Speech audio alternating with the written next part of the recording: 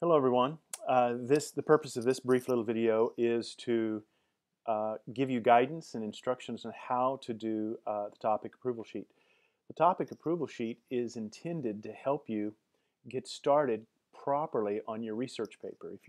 If you get started correctly, then doing the research paper not only is more profitable, but it's actually easier. So you're not just working harder, you're going to hopefully be working smarter. So when you turn in the topic approval sheet, um, as you watch this video, let me just say there's two documents you probably need to either have windows open to look at, or even maybe even print them out. And one would be the sample topic approval sheet that's available on Moodle, and then the research topics, either for Theology 1 or Theology 2. They have possible research topics for both classes. So have those documents where you can see them, because I'm going to talk about them. So you might just want to pause at this moment, open up the windows, or print them out so that we can talk about it. Well, the topic approval sheet, if you'll notice what I've done is that I've given you a sample. This is one that a student had turned in, and I thought he did a very good job. I did just a little bit of tweaking. I wrote comments over on the side. You could see the way I all the salient important things. So let's talk about what do you have when you turn in your topic approval sheet. Well, the first thing, if you'll notice, there's the title. The title is very straightforward. We don't think the title should be purely descriptive. It just clearly states what it is. This is not a creative writing class. This is not a preaching class. So I don't want you to write some type of title that you think, okay, that's intriguing, it's interesting, but it doesn't tell me really what your paper's about. This student is going to argue for a federal view over the realist view concerning the imputation of Adam's sin. And so that's what he says, the superiority of the federal view over the realist view of the imputation of sin. It simply describes, very descriptive, very plain. I'd rather your title just be bland, yeah, and let me know what it's about. Then notice the outline. The outline for your paper will have these 4 points. That's not a suggestion. That's not an option. This is a requirement. In other words, your paper will have the introduction, confirmation, refutation, and then conclusion. Now, that's not all it'll have. You'll say introduction, colon, and then it'll introduce the question and the thesis. Then second point, confirmation. If you notice what he does in his, it's evidence for the Federalist view of original sin. And then third, refutation, answering the objections. And then fourth, the conclusion. So your paper will have these 4 points. And the purpose of these 4 points is just to guide you through what your research paper should do. First, you're going to introduce your paper. That's point 1. Second, you're going to argue for the thesis of your paper. That's point 2. 3, you're going to answer objections to your thesis. That's point 3. And then point 4, you're going to summarize and make applications for your paper, and that's point 4. So if you'll do that, you'll see that if you do that well, you'll see that, boy, that really does take up the time of your paper. So if you'll notice in the introduction will do 4 things. It will introduce the topic. It'll give the definitions. It will delimit your paper, and then it'll give the thesis. Now, what do I mean? It'll present the topic. I'm going to write about. You don't use the first person. This paper will discuss and argue for such and such. Then it will give the definitions. And here's where we'd say, okay, we're going to understand, because in this guy, he's arguing federal view versus realist view. What do you mean by federalist view? What do you mean by realist view? The federalist view as defined by. And then what he's going to do is to delimit the paper. Most papers, you just can't write about, no matter what topic, the second coming of Christ, heaven and hell, the atonement. These are too broad. So what you have to do is that you delimit these topics to say, I am going to talk about John Wesley versus Jonathan Edwards' view of the will.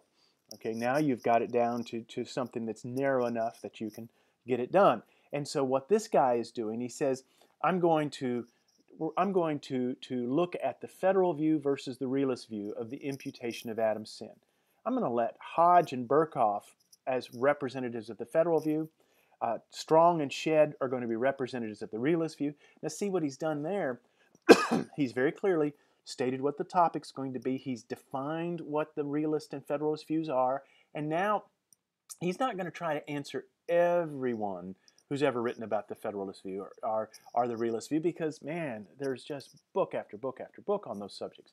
No, he's going to focus down on just these two representative figures of each side. Now he's got something that he can get done. Then he's going to give the thesis. The thesis is the argument of your paper. You see, your paper will have a topic, yes, but your paper has to make an argument, a point of view. And so notice his thesis. He says, after examining the positive and negative features of both positions, so I'm going to conclude the federal position is better. It more faithfully holds humanity as legitimately guilty and God is sovereignly just. In other words, he says, I'm going to argue for the federal view over the realist view. And that is the thesis. It's not, see, your paper can have a topic, a subject, but until you have an actual position in that you're arguing, that's the thesis. You say, well, I don't know which side. Well, that's where you got to do a little bit of research.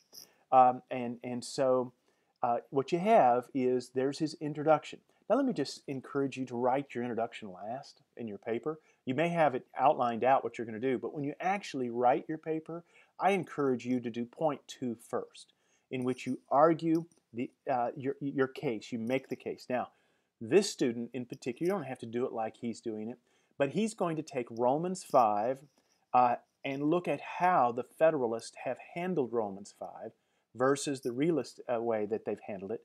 And so here he does that. He gives a close examination of Romans 5, the corporate representative nature, the context. He does that, and then he says, here are the views of Hodge and Berkhof. And he gives that. And then what he does, he's made the argument. Here are the arguments in favor of the Federalist view based on Romans 5. And that's what he does. Now he's got to answer the objections of people like Strong and Shedd who think, no, that's not right. So what he does is he looks at their objections, and like I said, here's what he's doing. All he's doing is reading up on what these men have argued back and forth, and he's simply reporting that. That's really all you got to do. My advice to you is not trying to create some original essay. You're not at that level yet. This is not a PhD dissertation. Simply research what significant authors have said on one side versus what they've said on the other. And if you do that, you'll have your paper, where if you're going to argue one side in favor of the other, then whenever in point 3 you're answering those objections, you'll find that Hodge and Berkhof have already answered those objections. You just got to report on how they've answered those objections. In the unjust nature of the Federalist view, the realist position as Strong and Shedd have argued it, and the shortcomings of those views as Hodge and Berkhof have made their points. So then he concludes. What is his conclusion? Well, he's going to conclude the Federalist view is actually more biblically faithful, and he gives his summary. And then the implications. Here's where he makes the application and implications of his paper. If you notice, if you do that, just like they've done here, like this student has done, you'll have trouble getting it done in 3,000 words. You won't have trouble coming up with a paper. But it will require you to do some significant amount of research. So what will your topic approval sheet have? First, it will have a title.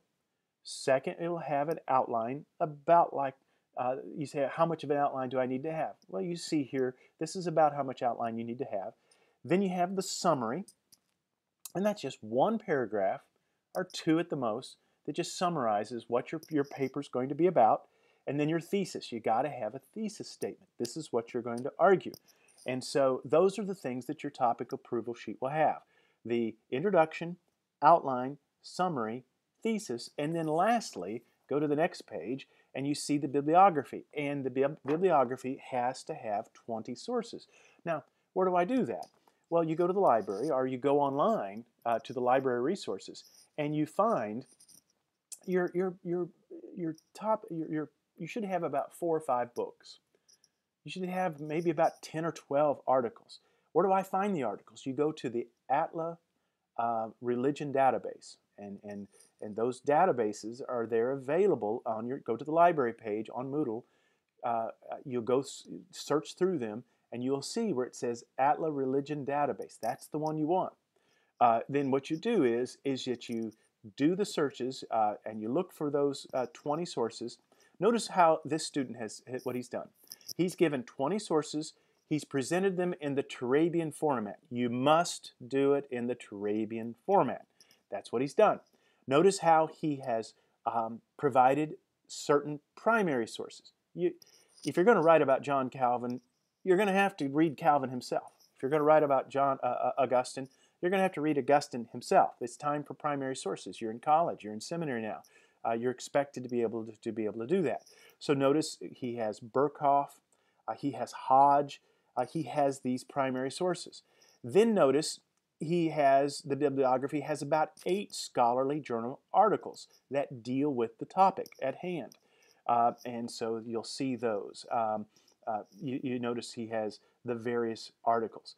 Now notice the 4th one down, and I say jackpot, because he has found, in fact, probably what inspired him was this secondary source. You have a number of secondary sources of people who write about these things.